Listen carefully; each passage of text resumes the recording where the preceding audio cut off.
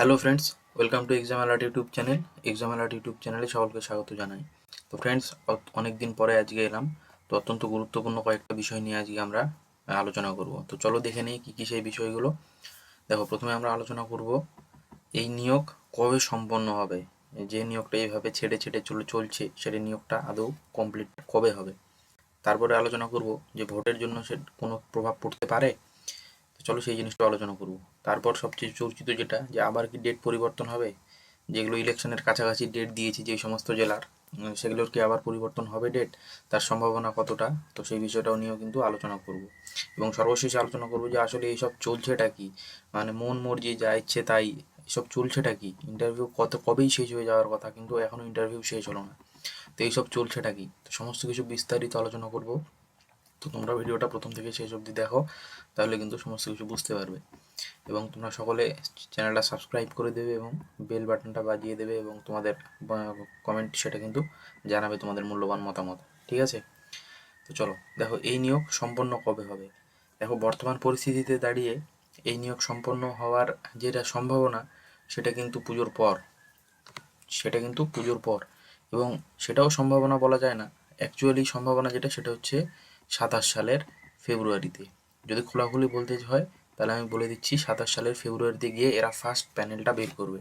এবার তোমরা অনেকে বলবে যে তুমি বেশি জানো, তুমি ভুলভাল কথা বলছো, তুমি বেশি জ্ঞানী, তুমি বিজ্ঞ, এই সমস্ত কমেন্ট করো। কিন্তু তোমরা মিলিয়ে নেবে, দেখবে 27 ফেব্রুয়ারিতে গিয়ে এরা প্রথম যেটা কাউন্সিলিং লিস্ট, মানে ডিস্ট্রিক্ট ওয়াইড, সেই কাউন্সিলিং লিস্টটা দেবে। এবং তারও কিছুদিন পরে, মানে কয়েক মাস পরে গিয়ে স্টেট ওয়াইড যেটা মেরিট লিস্ট, সেই মেরিট লিস্টটা কিন্তু এরা দেবে। তোমরা জিনিসটা মিলিয়ে নেবে। বোঝা গেল? কিন্তু এখন আমরা পুজোর পরেই ধরে চলি, কিন্তু মনকে সান্ত্বনা না দিয়ে 27 ধরে চলাটাই বেটার। এবার দেখো, ভোটের জন্য কি প্রভাব পড়বে? অবশ্যই প্রভাব পড়বে। ভোটের জন্য বলবো অবশ্যই প্রভাব পড়বে। এবং যারা যারা কর্মরত আছে, যারা যারা ডিউটি এতে কর্মরত, তারা কিন্তু সকলেই জানে যে ভোটের জন্য একটা বড় ধরনের প্রভাব কিন্তু পড়তে চলেছে। কারণ ট্রেনিংয়ের ব্যাপার আছে। কারণ যতগুলো নেবে, মানে যতজন ইন্টারভিউ আমাদের নিচ্ছে বোর্ডে, তারা কিন্তু অনেকেই বড় বড় পদে সামলাচ্ছে। অবজারভার বলো বা স্ক্রুটনিয়ার বলো, সকলে কিন্তু সামলাবে জিনিসগুলো। তো তাদেরকেও কিন্তু দরকার পড়বে। সেই জন্য ভোটের জন্য বলবো অবশ্যই প্রভাব পড়বে। বিশেষ করে যেটা প্রভাব পড়বে সেটা হচ্ছে এই যে পরবর্তী যে ফেজটা আছে, 17, 20, 24, 27, বোঝা গেল? এই 7th ফেজ, এই ফেজটা কিন্তু ভোটের জন্য একটা হিউজ সমস্যার কারণ হয়ে দাঁড়াবে। এবং পরবর্তীতে এটা কিন্তু ডেট পিছিয়ে যাওয়ার সম্ভাবনা আছে। একটু ডেট মিসম্যাচ হবেই। তারপরে 8th ফেজ যেটা আছে, সেটা কিন্তু ভোটের রেজাল্ট ডিক্লেয়ারের পরের দিন, দেখো 5 তারিখ, যেটা মানে 4 তারিখে রেজাল্ট এবং 5 তারিখে সেটা কিন্তু ক্যান্সেল হওয়ার সম্ভাবনা প্রবল। এবার তোমরা অনেকে বলবে এইসব কোনো ভিত্তিহীন কথাবার্তা, কোনো কিছু নেই। তো তোমরা সেটাও মিলিয়ে নেবে। যারা যারা এই চ্যানেলটা সাবস্ক্রাইব করে রেখেছেন, যারা ফলোয়ার, তারা জানে যে আমি কোনো অযথা কথা বলি না। বোঝা গেল? তো তোমরা সেটা কিন্তু মিলিয়ে নিতে পারবে পরবর্তীতে। এবং দেখো, সেখানে পশ্চিম বর্ধমান এবং মালদার যেটা 12/5 এবং 15/5, 15/5টা অসুবিধা না করলেও 12/5 এটা কিন্তু একটা অসুবিধার কারণ হয়ে দাঁড়াতে পারে। সেটা তোমরা পরবর্তীতে বুঝতে পারবে অটোমেটিক। দেখো, তারপর আবার কি ডেট পরিবর্তন হবে, তো সেই জিনিসটা কিন্তু আমি ক্লিয়ার করে দিলাম। যে ডেট পরিবর্তন হওয়ার সম্ভাবনা কিন্তু একটা প্রবল থেকে যাচ্ছে বারবার। বোঝা গেল? এবার দেখো, আসলে এইসব চলছেটা কি।